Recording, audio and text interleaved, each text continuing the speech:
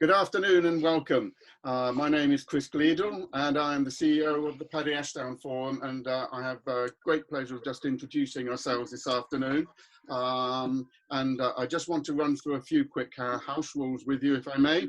The webinar is going to be recorded this afternoon and will be available on both the Paddy Ashdown Forum and the GPS websites in a few days or so.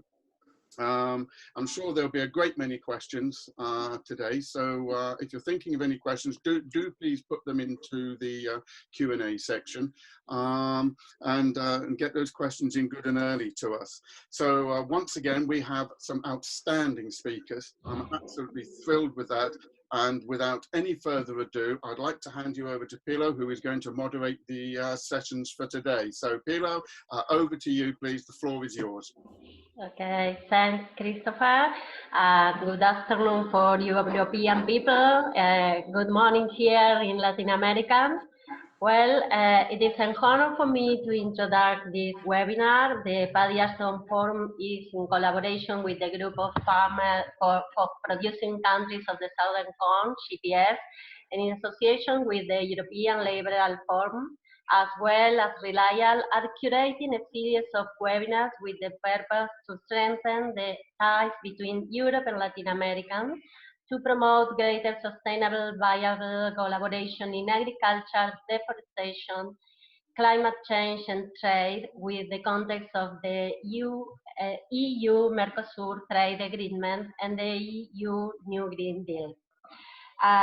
It will be a honor to listen to Horacio Sanchez Caballero, chair of the GPS group, and to Robert Woodward Brown, chair of the Paddy Ashdown Forum. And after them, we are going to have the honor to listen to two speakers. We are going to listen to Hakim Al-Haid, President of Liberal International, is a member of the Executive Board of Movement Popular Morocco, former Minister of Environment for the Kingdom of Morocco. She was a major actor in bringing COP22 to Morocco, Vice President of COP21 Paris Agreement, and appointed as Special Envoy and UN High-Level Champion of the International Climate Conference COP22, Advisor to COP26. Irina von Westy is a dual Chairman UK citizen and until Brexit represented the UK Liberal Democrats in the European Parliament. During her mandate, she was Vice Chair of the Human Rights Subcommittee and member of the Cross-Party Working Group on Responsible Business Conduct. She also served on the Board of Governors on the Executive Committee of the European Endowment for Democracy. Before her election, Irina worked as a lawyer in private practice, industry, and non-governmental organizations. She holds a Master in Public Administration from Harvard University. Thank you very much for all of you. Please, Horacio, the floor is yours. Thank you, Pilu, and greetings to all, and thanks to the Paddy Ashdown Forum, European Liberal Forum, and Reliable for bringing Europe and South America together around food production systems, climate change, and trade issues. The multiple crises in which we humans face health, climate change, hunger, migration, labor, military and nuclear race, impact of technology, artificial intelligence, environmental degradation, and biodiversity loss, and the list follows, but let's stop there. At first sight, all these need multiple approaches. But when seen from the perspective of what unites us all, then an interdependent approach becomes visible, founded on trust, openness, and empathy. which are the foundations where knowledge becomes wisdom. We have had 4 successful webinars.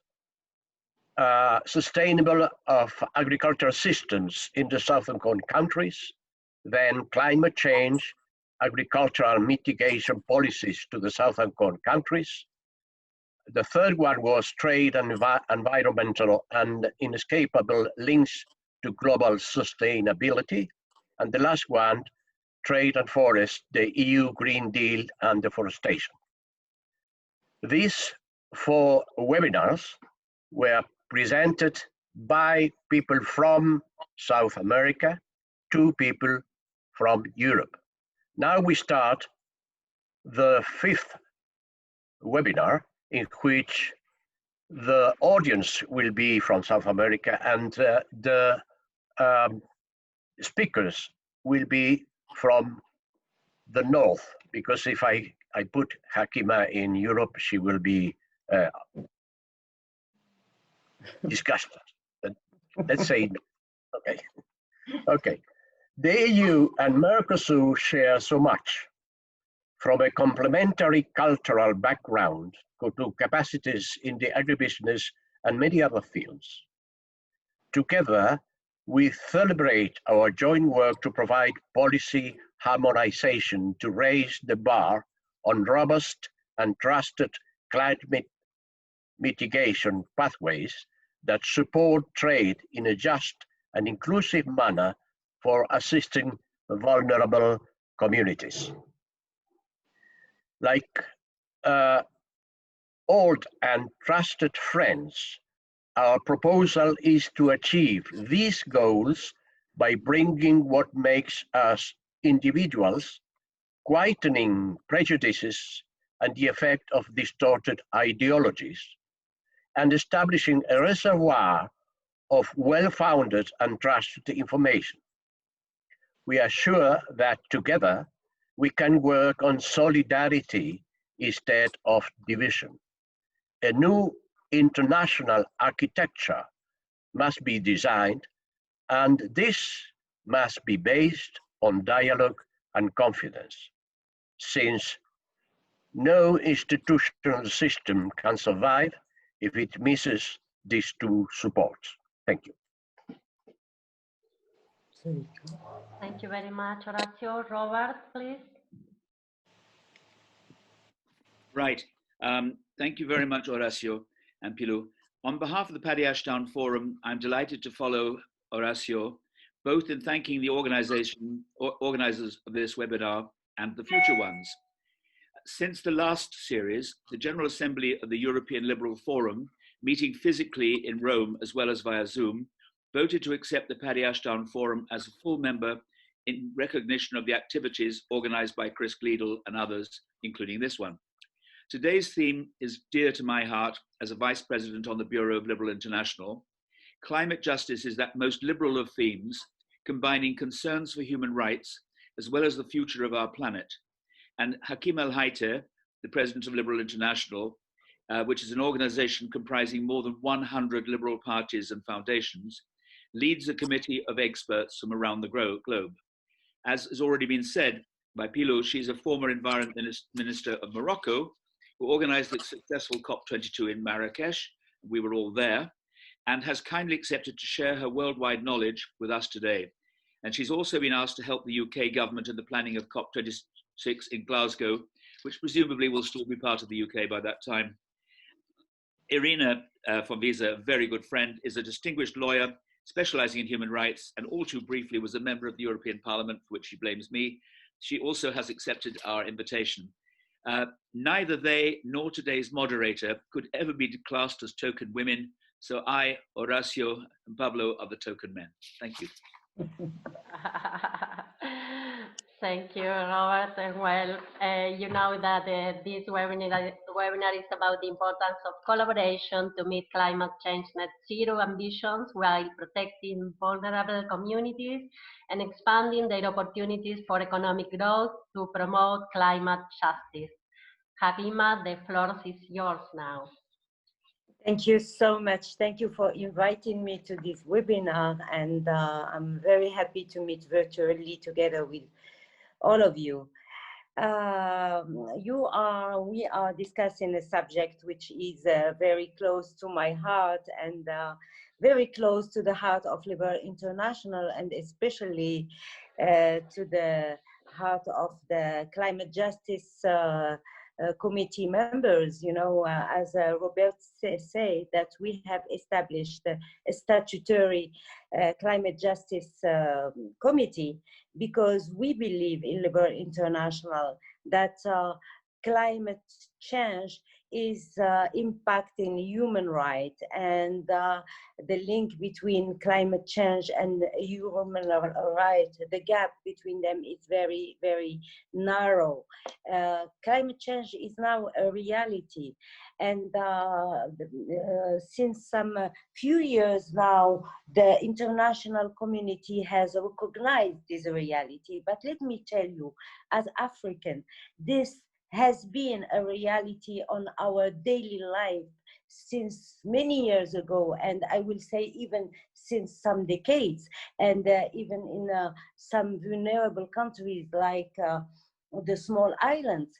I used to listen during COP21 in a minister of environment of a small island, and he used to say, save Tuvalu, you will save the world. And what does it mean? Tuvalu is a small island. It means that if we, international community, we are saving the most vulnerables, we will save the world.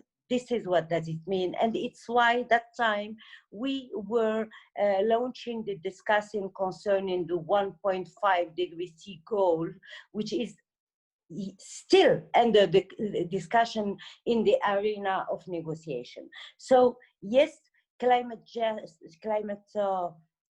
is impacting human rights. Climate, and we know that all the phenomena which are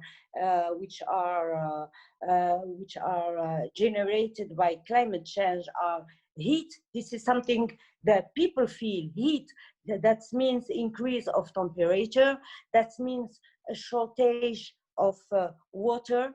And if you are speaking of a shortage of water, it's the right to water is a human right. And I can tell you that women and girls in Africa are spending 1.5 million hours a day to go to look for water, and this since now a decade. So it's not new. Climate change is a generator of many conflicts around water, the shortage of water in Africa, and it leads to an intensive migration to the outskirts metropolises. And if you look at the figures of the population of those metropolises in Africa, you will see that the population in there has doubled in a very short period, and some metropolises have seen their population increased many times. So with all the consequences which are related to sanitary conditions, to housing, to sanitation, to health, etc., etc. So climate change is also affecting the right for health. Look at what is happening in Africa. If you don't have water, you don't have electricity, you can deal with a hospital, you can go to hospital. So the link between climate change and human rights are so narrow. If we look at food security, climate change is also an agenda of food security. If you look at the figures, in Africa there are 500 million hectares which are desiccated because of climate change, because of the shortage of water, and the farmers are going further and further and deeper and deeper to look for water from the groundwater. So the food security is also threatened. And when I am speaking of the 500 million hectares which are lost in Africa because of climate change, this is exactly the figures the WRI has given it in its latest report, which is needed to feed the needs of food for the anticipated population by 2050, which is 9.5 billion. And we should keep in mind that this is figures we are not speaking about when we are dealing with climate change. The increase of population is really an issue, and it's a generation of building, the increase of transportation, of the consumption of water, needs of food, etc., etc. And all those needs are threatened by climate change. I will maybe emphasize on the impact on food security, because this is a point which is linked to the eradication of poverty and to the sustainability. The threats on agriculture by climate change is especially very hard and strong, and the small farmers who have no resources to tackle climate change, to implement smart agriculture, to buy new technologies, to increase their resiliency, have no way to tackle climate change. It's why I, together with our members, with the Liberal International, we have decided the creation of this Climate Justice Committee to first empower the capacity of our parties to lobby and to lobby for climate justice. We have created also and to create policies which are aligned with the adaptation and mitigation in their own countries. We have also created a working group committee to discuss all what is related to fair trade and resilient trade. And this is to increase our capacity within the liberal family to deal with these issues of climate change. Now, we are in a very special moment of our history with the COVID-19, and we are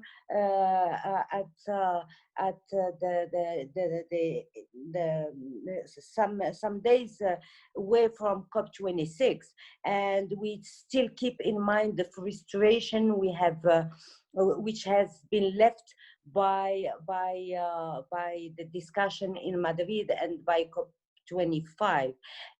What we need now, we need more than speeches. We need to switch to actions. What we need now is more international cooperation.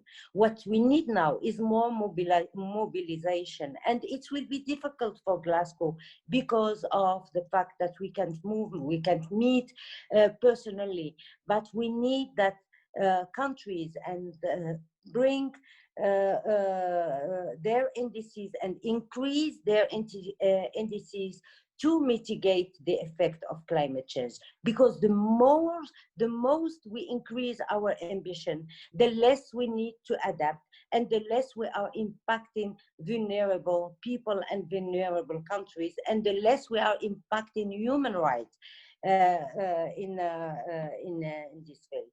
What we need also, now we are in the rendezvous of 2020, and the rendezvous of 2020 was the year where the parties of the convention had to bring on the table the $100 billion, their financial commitment long, and to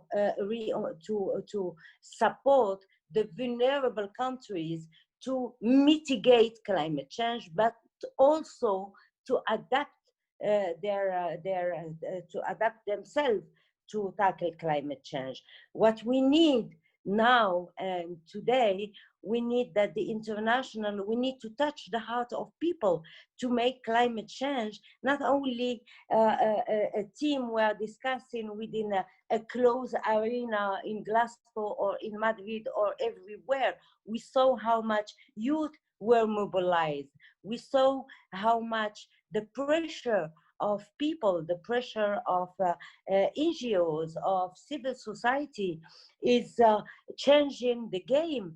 And we saw that in China when the people have changed the regulation and the law in China from to protect themselves from the air pollution. We saw it in United States when many 40 out of the 50 states are committed to implement the Paris Agreement, while the head of state is not.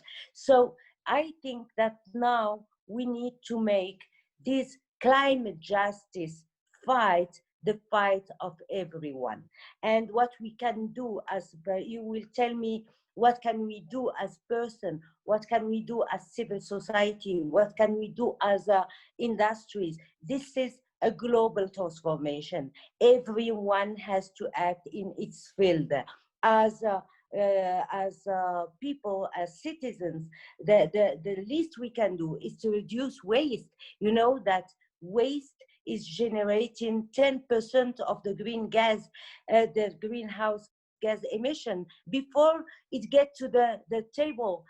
In Africa, 70% of the production of the farmers is lost because of the conditions of transportation, because of the condition of the conditioning, the cold chain. So we need that the developed countries, together with the developing countries, put hand in hands.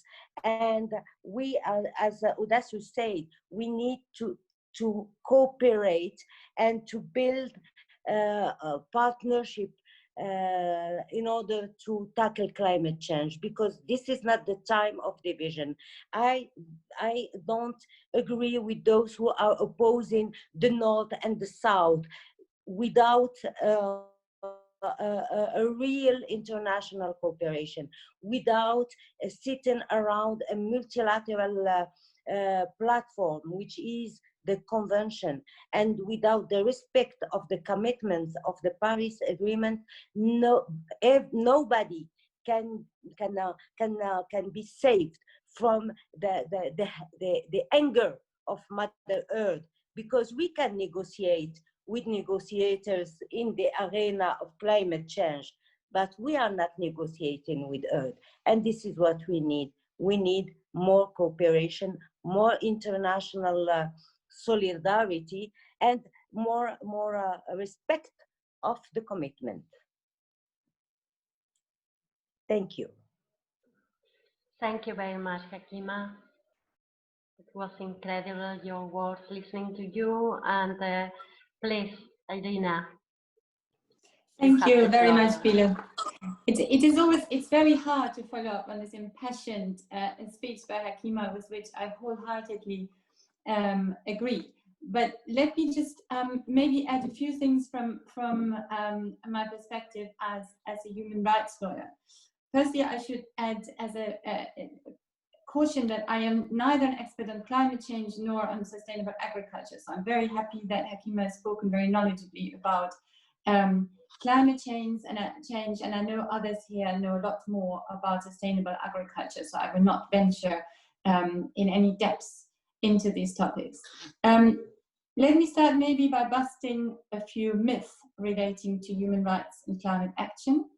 And then I would like to talk a bit about my work as Vice Chair of the European Parliament's Human Rights Subcommittee, and the focus that we had in particularly last year on indigenous rights as an example of climate rights as human rights.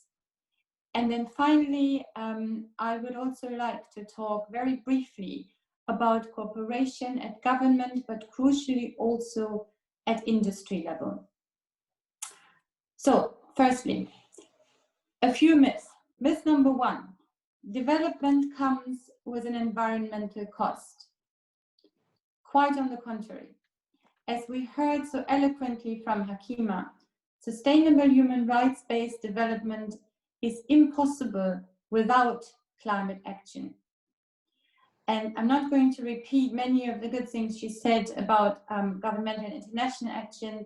I think a lot of innovative measures such as carbon taxes with appropriate safeguards to minimize the negative impacts, particularly on vulnerable communities. They can be designed to internalize environmental externalities and mobilize additional resources to finance mitigation and adaptation efforts that will benefit the poorest and most marginalized in society. So, protecting vulnerable communities and achieving net zero climate targets are not trade-offs, they're complementary goals.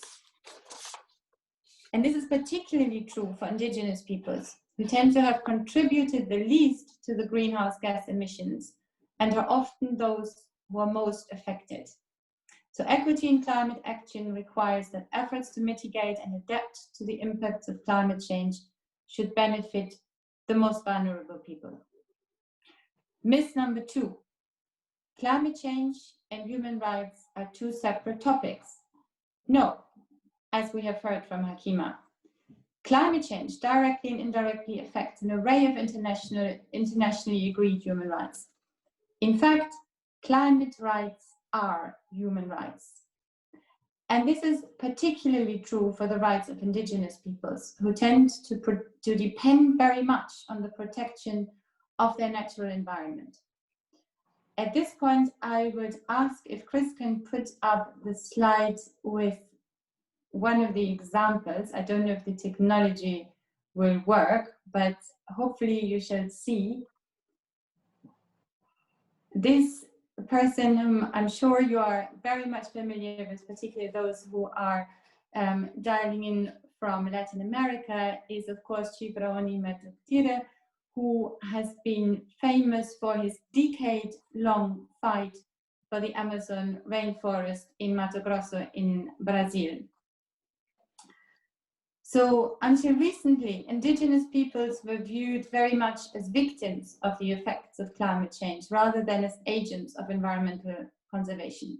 But since about 2008, representatives of indigenous peoples have been actively seeking a role in contributing to combating climate change through their participation in international environmental conferences, as well as by means of activism and political engagement at local and national levels. Chief Raoni, whom you see here, was nominated by the European Parliament last year for the Sakharov Prize for freedom of speech. He was a runner-up, and he has also been nominated by some environmental activists in Brazil for the Peace Nobel Prize of this year. But he is not the only one. So I think we can drop the slide now. There are other indigenous communities throughout the world, and notably in Latin America, who have fought for climate rights. Let me give you another example, Ecuador. So, and this is the case of the Sarawai Quechua people, I hope I'm pronouncing this correctly, in eastern Ecuador, who have been fighting against oil extraction. In Ecuador, 39% of greenhouse gas emissions come from deforestation and other land use changes resulting from oil extraction. Much of the tree cover loss occurs in the Ecuadorian Amazon region, where indigenous communities live in the rainforest from which they also derive their livelihoods. Their territories are in theory protected and designated as belonging to the community and not to individuals. However, ensuring indigenous rights over their territory is not sufficient to prevent incursion by the extractive industries. This is because even though they're protected by their own constitution and by the UN Convention for Indigenous Peoples' Rights, to which Ecuador is a signatory, there is an important caveat. By Ecuadorian law and by the escape clauses in the convention itself, the territorial landowners are not owners of the mineral resources in the subsoil, which means that oil and minerals can be extracted without their permission. In 2012, the Sarayaku Quechua people won a 12-year battle in the the Inter-American Court of Human Rights, which imposed a fine on the Ecuadorian government, and they had to apologize publicly and cease all oil exploration on Sarayaku land.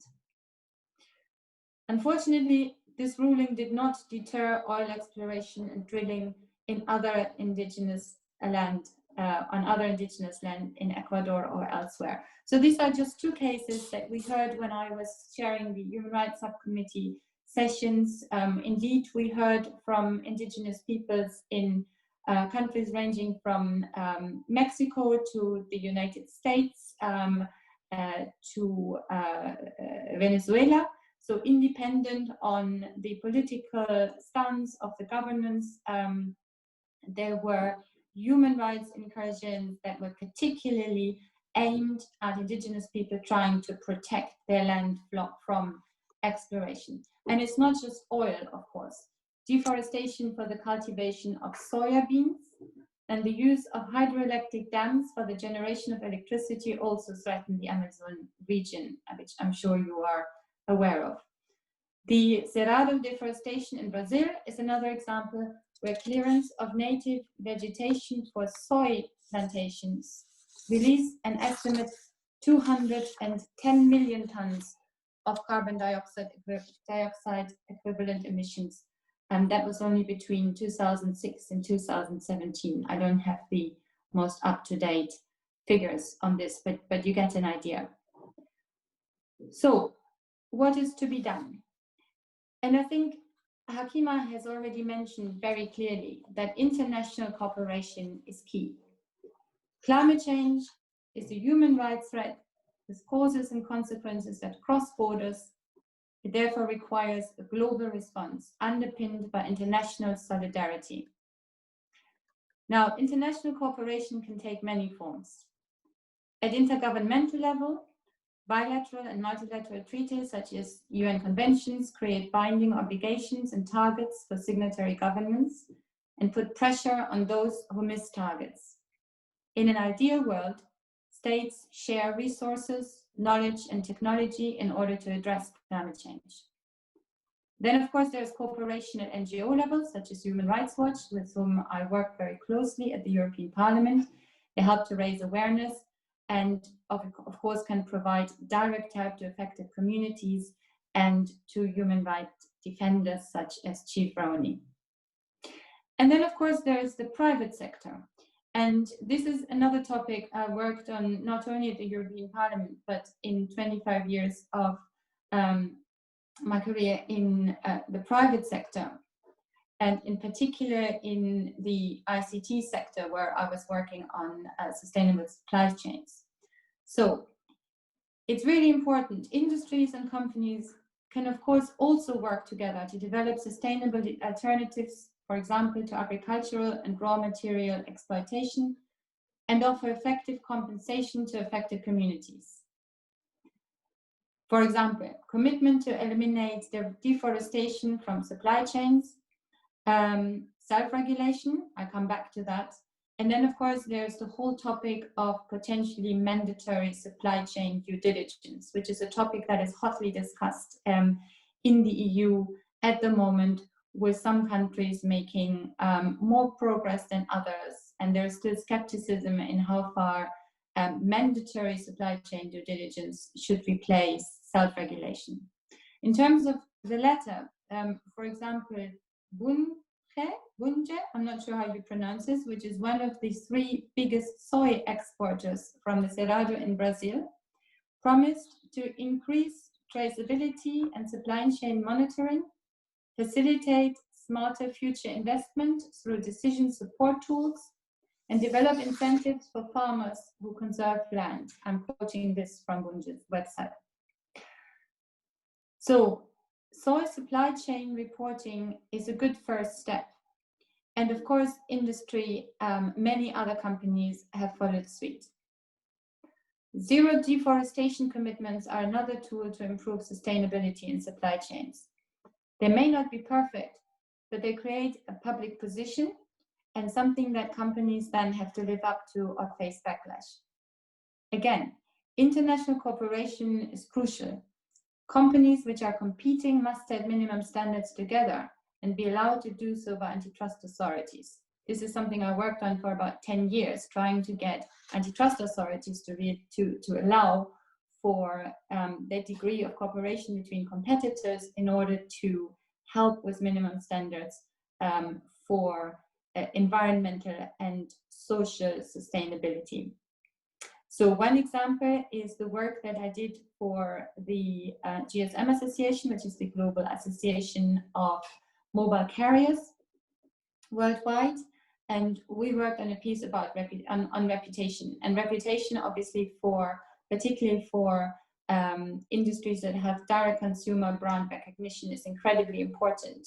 And in the UK, there is a relatively new legislation called the UK Modern Slavery Act, which does not oblige companies to actually have mandatory due diligence in their supply chains, but it forces companies to publish in their annual statements measures they have taken in order to address issues such as modern slavery, but also environmental issues in their supply chains. And that means that they have to then effectively down the chain make sure that there's sufficient due diligence and that even the last member of that supply chain is compliant with environmental and social governance standards. So that is one thing that has worked, a combination of industry, self-regulation, and legislation. And then, of course, there's the growing attention that investors, including institutional investors, pay to ESG, environmental social governance.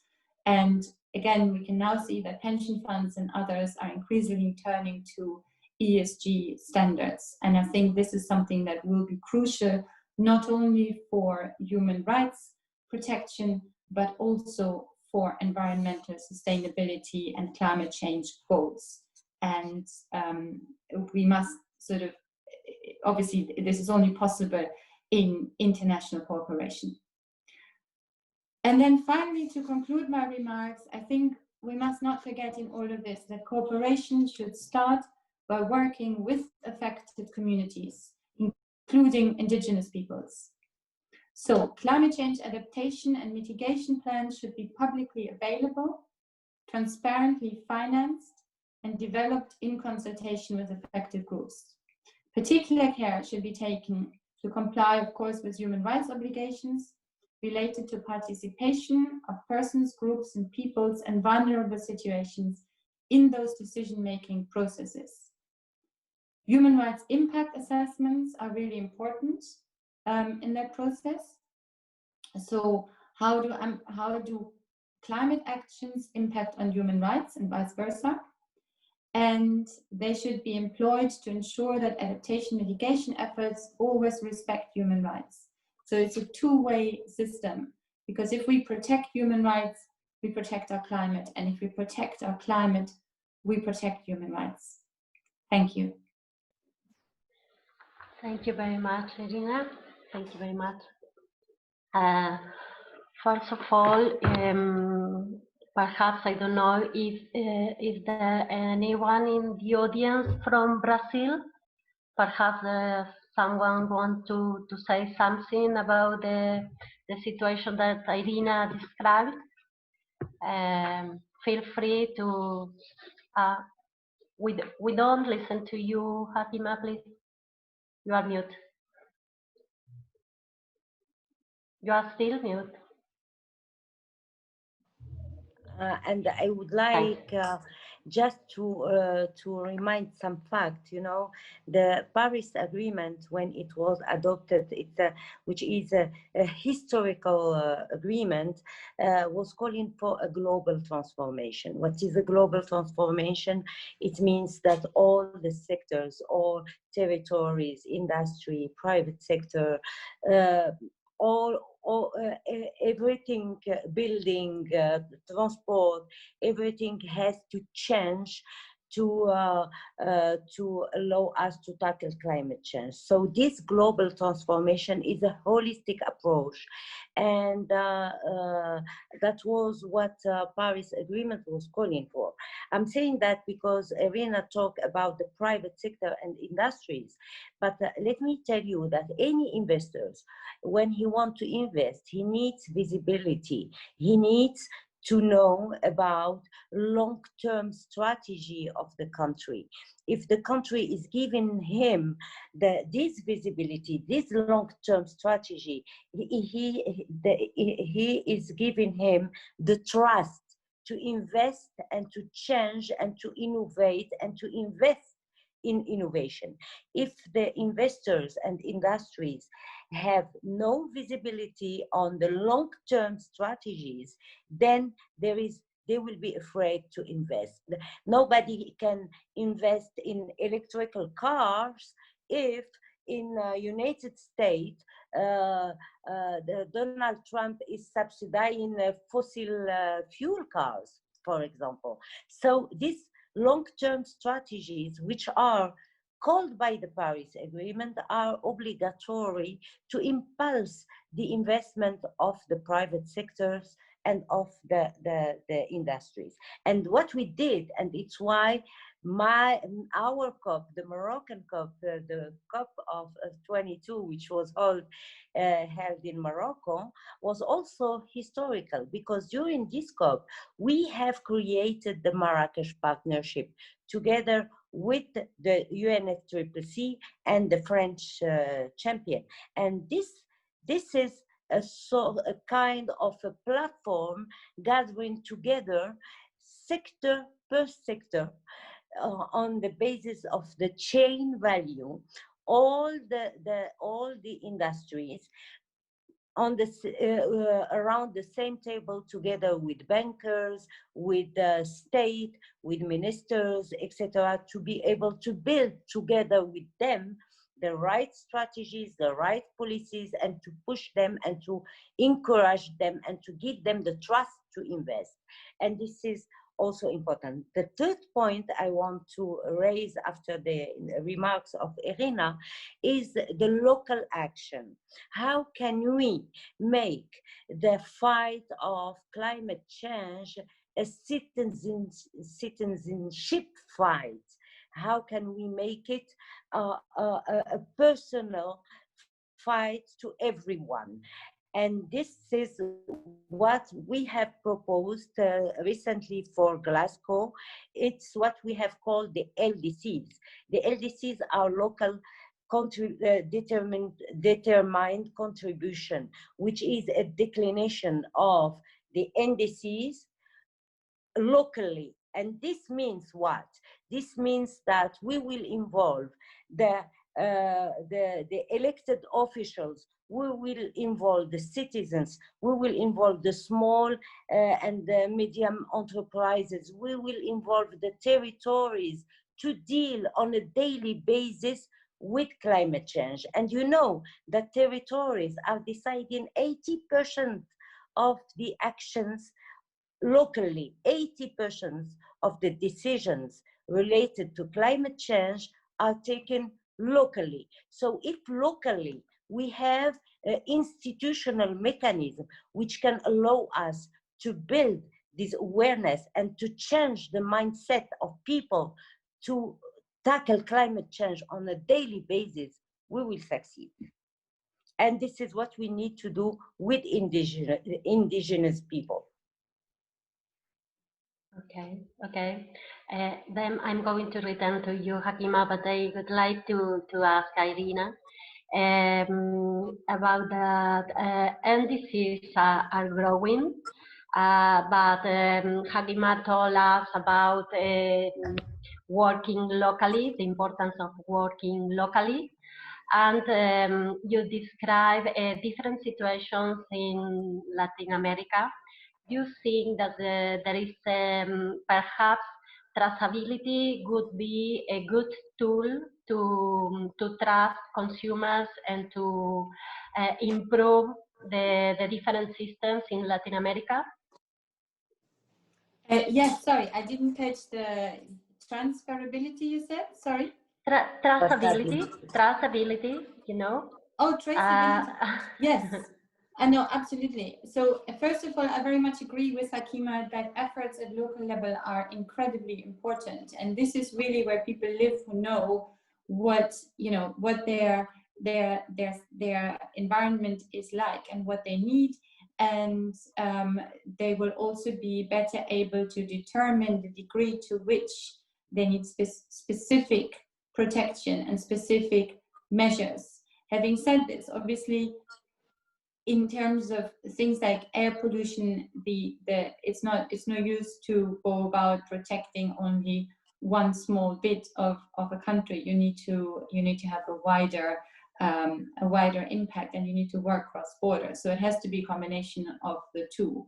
In terms of traceability, I think you know, ultimately what we have seen in the supply chain monitoring in particular is that many of the large international corporations are hiding behind a corporate shield.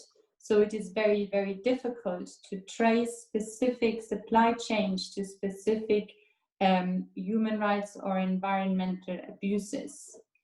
And if we had some form of declaration of origin, where, for example, like in a fair trade scheme, you can link a consumer product at one end of the chain to the farmer, the local farmer who has grown the ingredients for that particular product, then obviously not only can we ensure that the entire supply chain is clean, but also that if there is a problem, you can find the responsibility for that problem.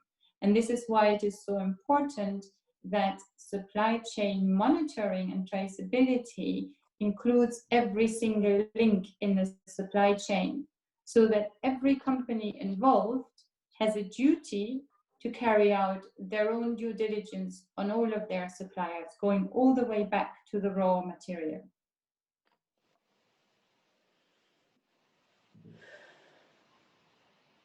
Sorry. Meantime, we wait that the questions arrive. I would like to ask you, Hakima, that you talk about COVID and this moment of the war. And you know, during COVID, agriculture never stopped, and all the environmental indicators improved. So do you think it may influence the discussion and global approach of climate change and how to fight to it? I hope so. You know, we human beings, we have a very short memory, you know, because COVID-19 is not the first pandemic, and it will be certainly not the last one. And yes, indeed, everything stopped. It's why the environmental indicators have improved. But we should keep in mind that now we have a serious problem with the relaunch of our economy, and we need wisdom to take this opportunity of the relance plan, the recovery plan.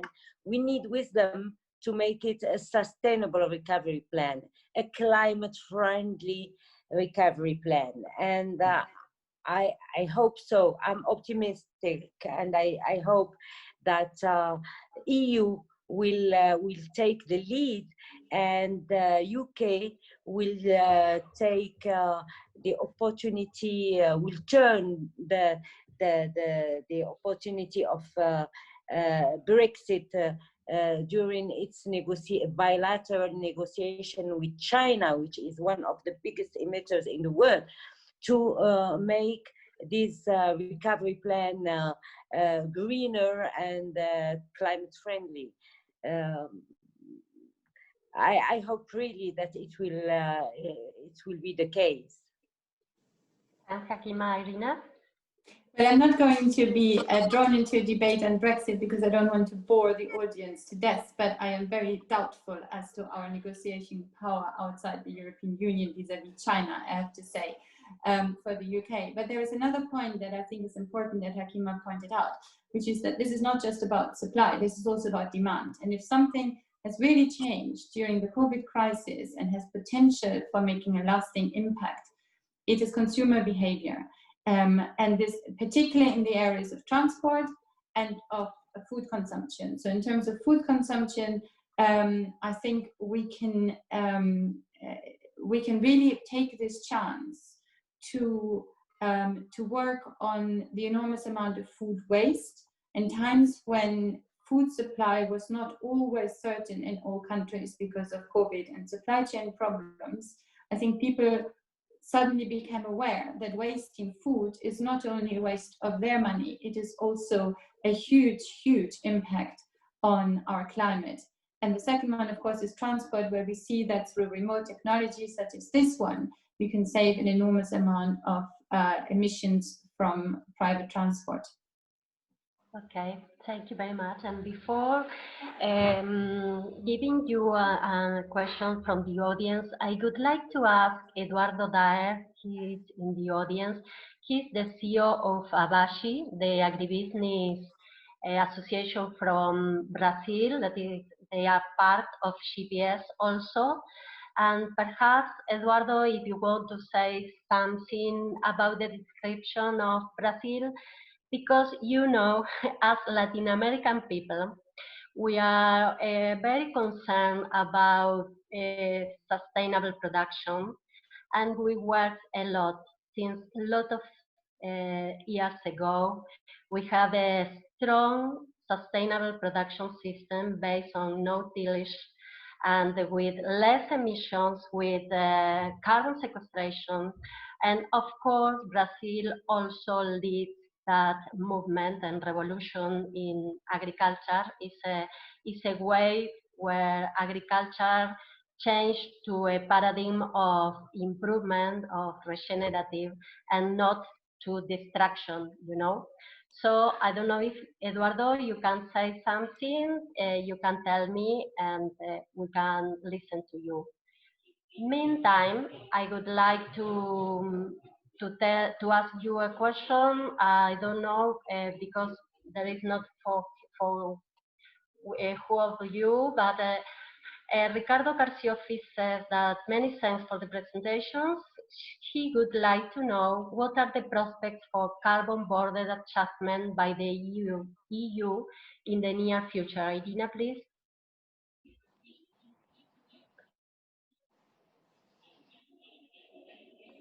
Sorry, I was on mute.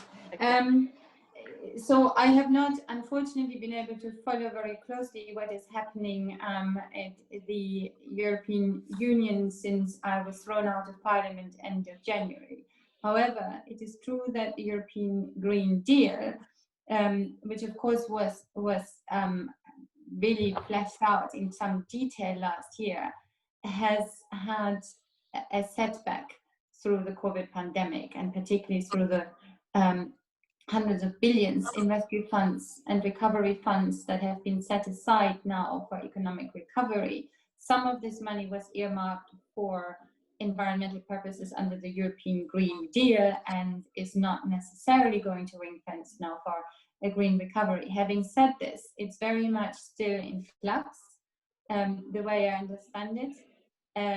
The situation at the moment is that there is a lot of lip service done to a green recovery along the lines that I mentioned earlier, But I think it is too early to see, because we don't know, of course, yet the ultimate economic impact of the pandemic, and a lot will depend on how quickly countries will be able to bounce back and be able to then redirect some of the funds specifically into innovative and environmental new industries. Okay, thank you, Irina. Chris, please, can you help me to make able Eduardo to have the mic and the camera? Is it okay for you? Sure, I'll switch them on for him.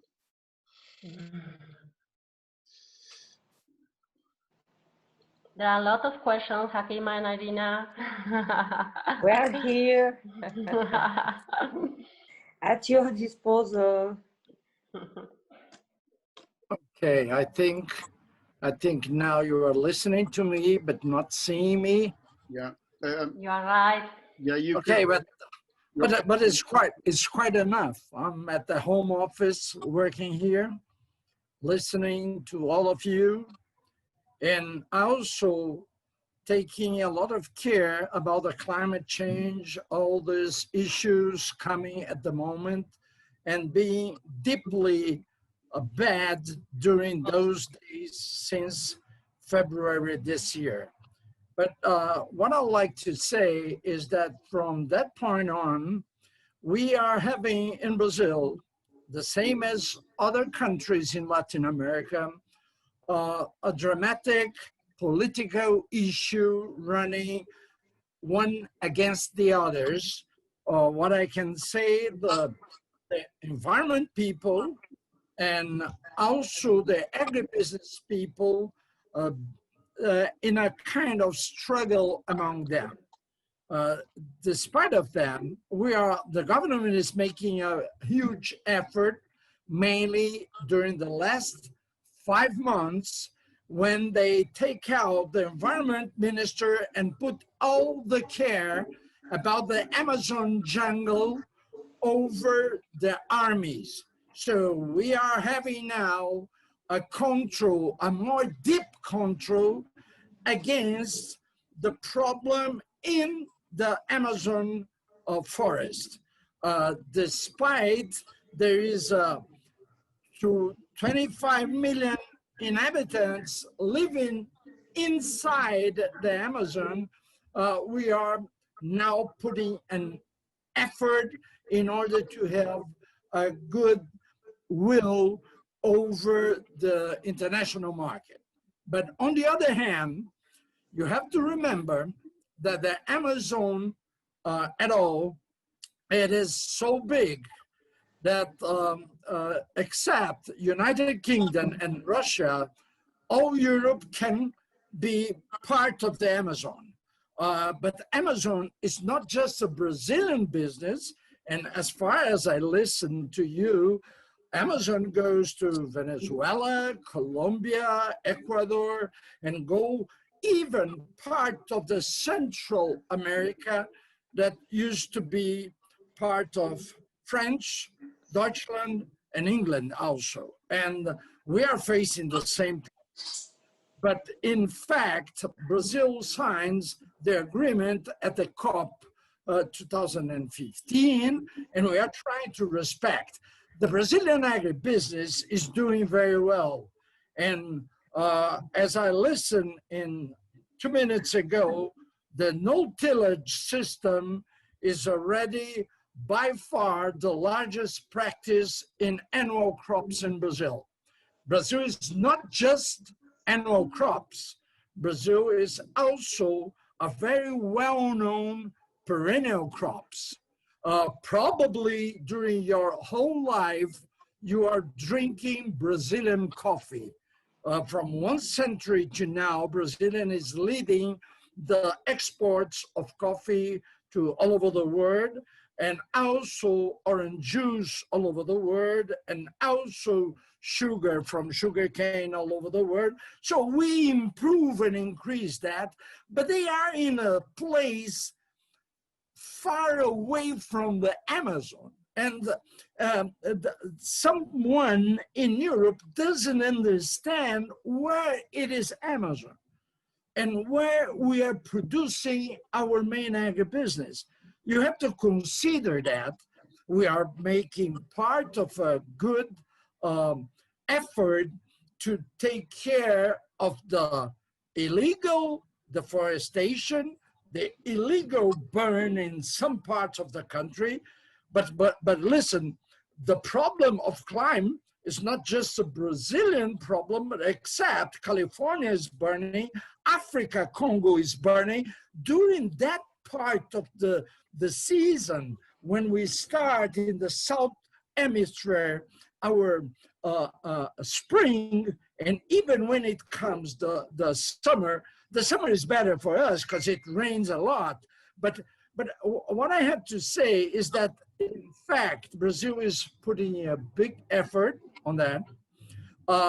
We are trying to monitoring. There is right now 5 different satellites covering the Amazon area in order to monitorize the problem we are facing in different points. Sometimes the media put the problem over, and sometimes they are using this kind of bad news, and I recognize that it is a very bad news to us, using that as a defense, as a non-tax barrier against Brazilian production, mainly in meat, mainly in cat, because the cat, to monitor the cattle production is very hard, because you can, they were born in one place, they move to the other one, they finally go to the international market. But mainly what I would like to say is that be sure that Brazil, more than everybody else, except the politicians are fighting, but Brazil and the people from Brazil, and mainly the Brazilian agribusiness, and I am part of the GPS for a long time, we're putting a big effort in order to change all these things. The problem is not an up-to-date problem, but it's a problem that remains for a long time. When the military governor was in Brazil, they were afraid about, oh, listen, the international market will take the Amazon from us. What they did, they opened roads in the forest. And this is the beginning of the problem. And then we are trying to recover, we are trying to face and come back to a very goodwill and good and nice practice in the jungle in order to have a better media approach. We are having right now a huge demand of food. Everybody knows that the pandemic consequences that everybody's storaging is buying more food than they need. And by far, regarding the disagreement against China and US, Brazil is selling everything they have. And this is becoming, just in order to inform you, this is becoming also a local problem. We are having more exportation of goods, and then the prices inside the country is going up. And this is very bad. And it's happening all over. I mean, this is, I was not prepared to make this kind of speech. And I would like to say that, don't worry, we are Brazilians and we are taking care of what we have, and we are looking for the future. I'm not so afraid about the pandemic will overpass, and we have to continue.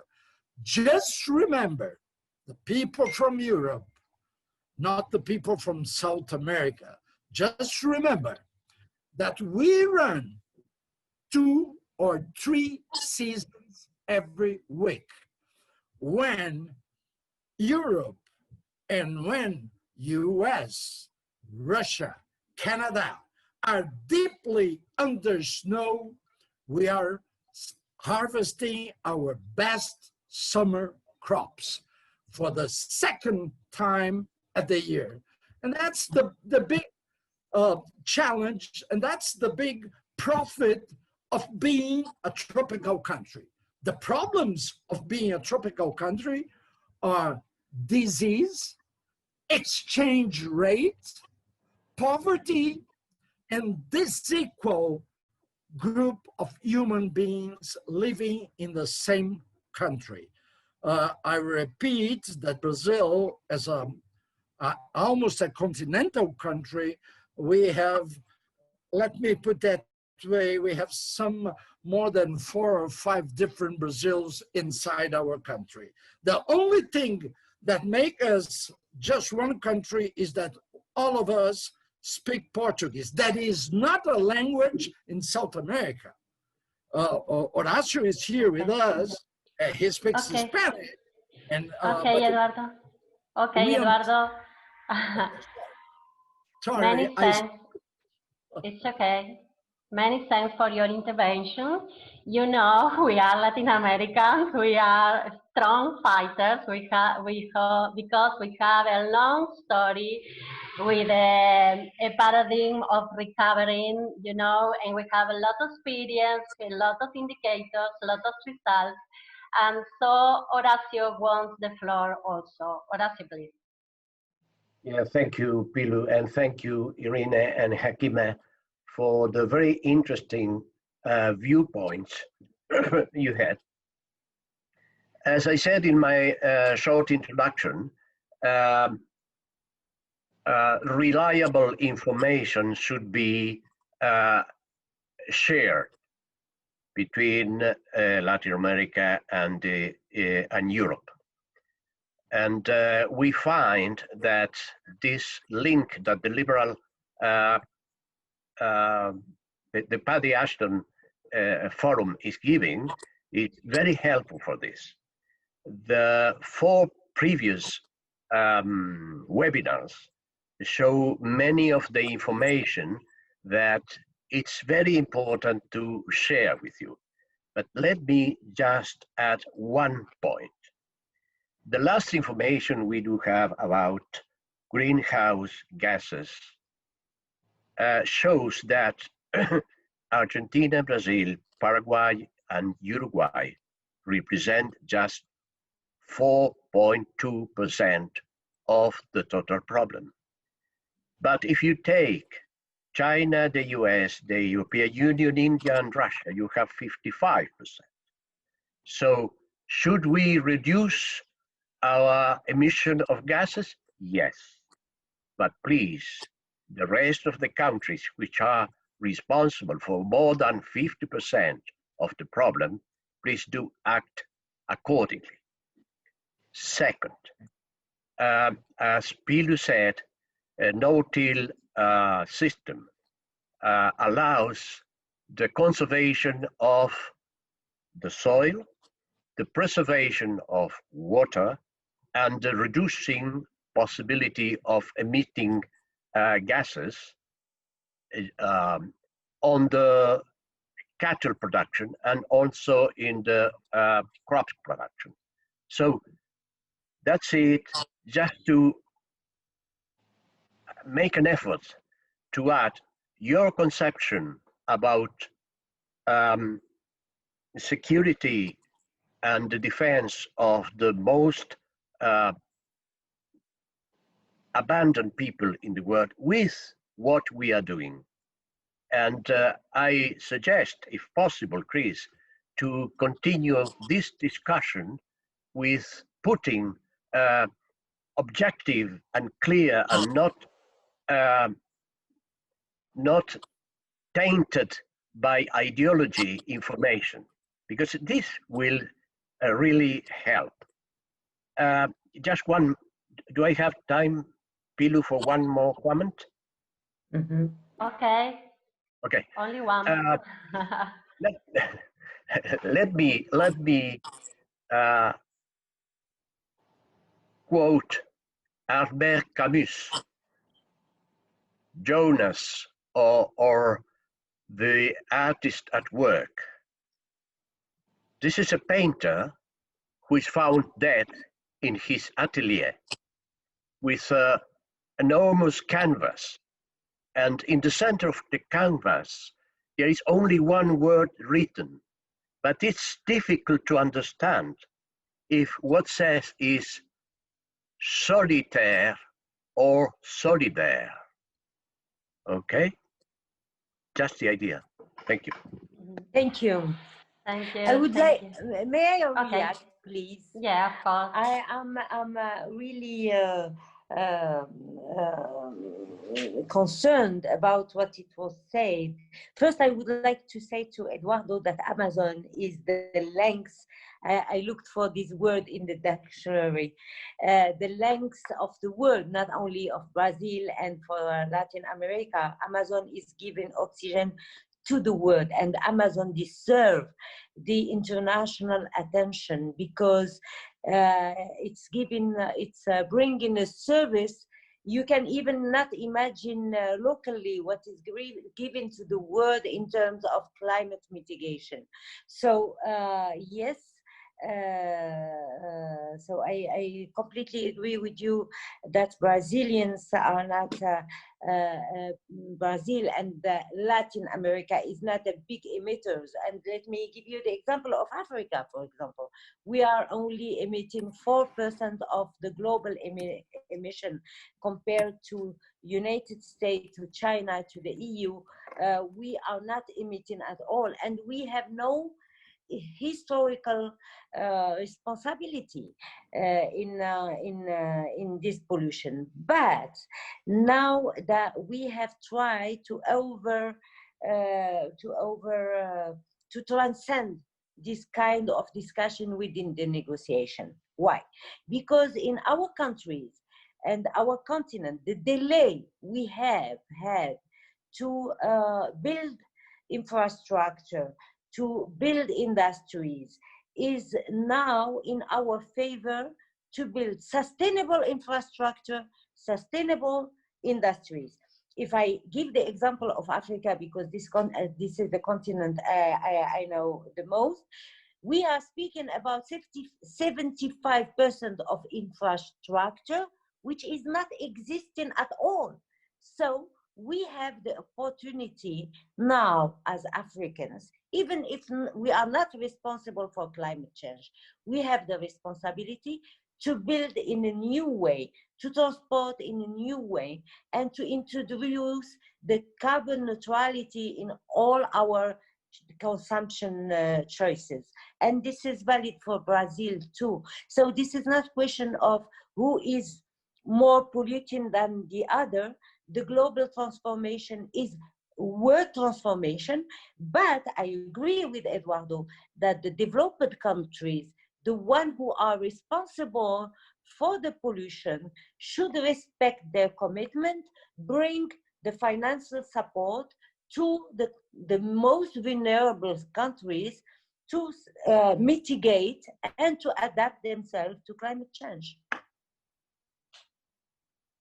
Okay, thank you, Hakima.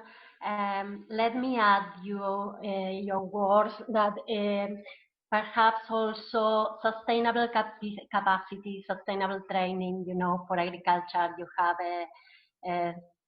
a huge challenge about agriculture in your continent. And I would like to mix two questions. First for Irina, Pablo Elverdin, he's from GPS and also from Argentina, says, if you imagine the traceability systems on food production in Latin America, today there are several examples of monitoring and traceability systems that work and that demonstrate a substantive decrease in the deforestation from crop production. The exporting private sector is fully committed to this, but traceability proposal must consider the current systems. And in order to Hakima perhaps can think about that. Tom, I guess that is Tom from Canada, says Latin America exports raw products to EU through a simple supply chain. EU adds complexity to the supply chain with processing of food products and packaging. Consumers add gases, GHG emissions by transporting, cooking, and waste. How do we resolve the international oversight of raw products served from Latin America versus the national processing and consumption footprints of EU countries? How can everyone be accountable and monitor it? I would like to ask Hakima for her point of view from Morocco, and the first question for you, Irina, please.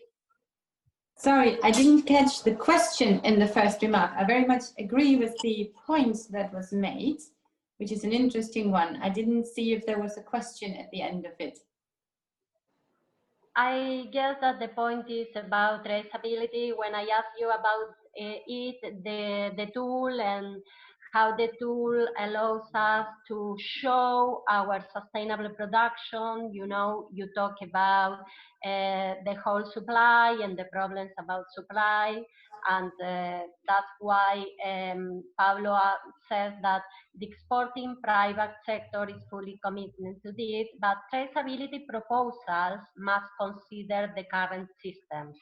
That's the question about it. Perhaps Horacio talked about that, about the lack of knowledge about the sustainable systems in Latin America, because we don't have a strong traceability. I think that the question goes by that way. Okay, no, it sounded like a statement. I think it is true that you have to have the necessary transparency, of course, if you want a traceability or a supply chain due diligence to work.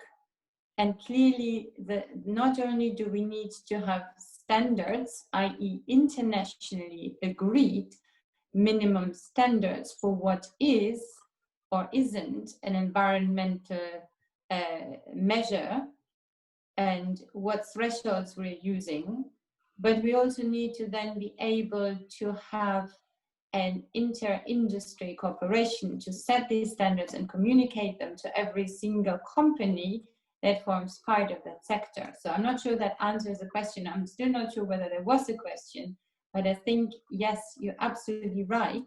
We need to have transparency if the system is supposed to work. Thanks, Irina. Hakima, maybe I will add. Yes, I will add to what Irina said. Yes, we need international standards, and but we need also reciprocity. This is what we have called in international free and fair trade.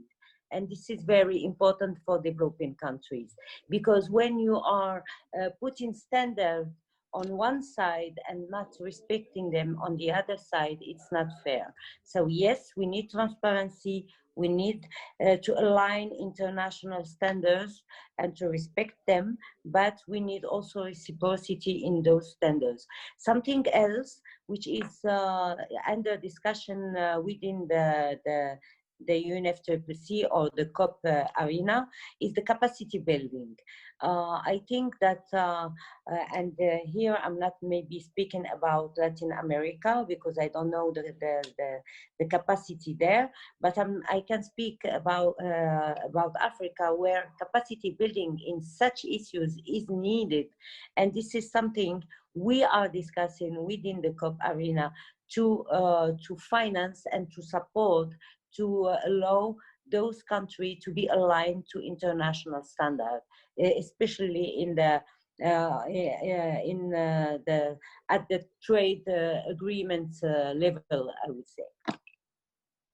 Okay, and I would like to insist with Tom's question about how can everyone be accountable and monitor it. All the, not only farmers, producers, the whole supply chain to consumers? You Are we know, able to do that? yes, but we need more awareness. We need more champions. We need more education, because we are changing. It's a game change, you know. We are a change. We are being asked to change the way we are choosing our food, the way we are consuming, the way we are choosing our cars, our refrigerators, everything. So those things are not, we are not educated in such manner. This is a change of a civilization. We are living the beginning of a new civilization with a new kind of consumption and new kind of market. And the consumption of the people determine the market, you know. The need is determining the market. So we need more education, we need more capacity building, we need to reinforce the culture of what is being environmental friendly or climate friendly. This is what we need. And it's why I was proposing together with the CGLU, this is the cities and the government of on the territories level. It's why we are proposing those LDCs, because the LDCs will touch the 7 billion people and will change the game in the world. And this is what we need. We need to change everything, and it's our responsibility. But during the negotiation, this is also the responsibility of the party to dedicate some funds for the capacity building. Marina, if I can just add, yes. yes, just very briefly, and I wholeheartedly agree with what Hakima set out. So, and I think as far as the question was about supply chain accountability, the act that was enacted in the UK about 5 years ago, the UK so-called Modern Slavery Act, has an interesting system, which is very simple. Accountability stops at the last link in the chain. In other words, if I sell say a cell phone, which is the industry that I'm most familiar with, then I am liable as a company at the end of the supply chain for the silicon that goes into one of the raw products of you know, the case of my phone, and for any employment of child labor or any environmental hazards or whatever at the very, very other end of my supply chain. It doesn't matter whether I knew about any of these violations. The important thing is that I have to carry out my due diligence. In other words, Absolutely. I cannot simply hide behind ignorance about my supply chains. That is the way that the legislation works. Now it's relatively new, but what we can see is that already there is a greater awareness and that companies have changed behavior. So that's on the supply side. And on the demand side, as Hakima very, very rightly says, consumers actually do care. And we have seen that there have been boycotts, for example, in the textile retail industry in the UK, as soon as there were images of Bangladeshi sweatshops and of children dying in fires in these horrible factories. Their consumer behavior changed and people would boycott the retailers that were implicated. Unfortunately, not all the information was available, but we are getting there. And I'm afraid to say, and I know this will make me very unpopular with some of my friends in Latin America, we also need to change consumption of certain products that we know by their nature are impacting climate. And that goes particularly for a switch to plant-based food. And I know this will cause a huge outcry with all the people who are producing meat, but I think in the long run, and with the necessary compensation in place, we do need to switch consumer behavior in what kind of products we consume on a daily basis. Absolutely. We talk about this, but there is another question from Nelson that is from here, from Argentina also. Nelson works with the groups, organizations here that we are working hard for to reduce footprints and all the environmental prints. And he asked about if the Mercosur and European Union agreement establish the necessary tools to avoid further damage to the environment. Shall I take that, or Hakima, do you want it? Yes. Perhaps you can, Irina, because I want to ask another question to Hakima. I will try to be very brief. I worked on Mercosur only tangentially, so I don't know much of the specific clauses in the deal. And of course, Mercosur EU agreement is very much still in negotiation. There are, from a political perspective, a lot of people who warn that any type of agreement at this moment in time will strengthen those regimes in Latin America who contribute to the climate emergency. There are, on the other hand, those who say that without a comprehensive trade agreement with Latin America, there is no chance of exerting any kind of influence. So personally, my point of view as a liberal Democrat, I am a free trade supporter, and I do think that trade and trade negotiations are subject to the same social, environmental, and human rights responsibility as any other kind of political interaction. In other words, if we frame the agreement so that we have robust protection of environmental standards and also human rights protection in those negotiations, that can only be a good thing, because that gives us as the European Union, I should say formerly us, an impact. And there's also the consideration of the alternative, which is in the absence of a free trade agreement, what would happen, and would companies with much lower environmental standards, notably from China, which already has huge investments in Ecuador and other countries, as we know, would that be a better outcome for the environment and for human rights? And I think the answer is very clearly no. Absolutely. Okay. I know, Chris, that we have to end. Can I ask only one question to Irina? Okay, and we can finish then. The audience agreed with you about the needs of reciprocity, Hakima, and ask how do we ensure, I don't know, I don't have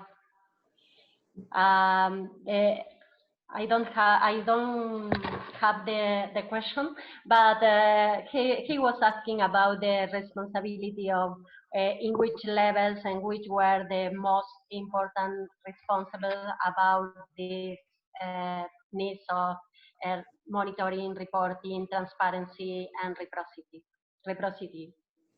Sorry. I will say, I will maybe repeat the answer of Irina. I think that all the agreements should be aligned with the international conventions.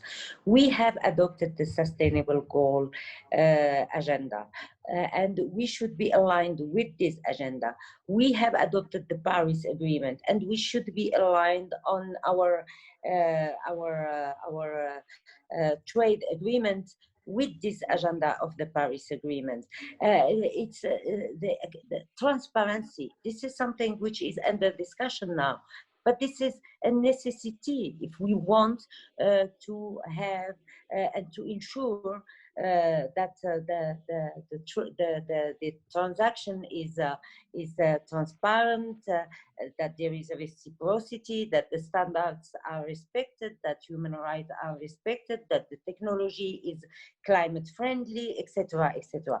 I am aware that all the negotiation and all the trade agreement are not based on those values, but this is what should be our goal, and this is, as liberals, what we should lobby for. We should lobby for trade agreements which are fair but also are aligned to the international conventions in general.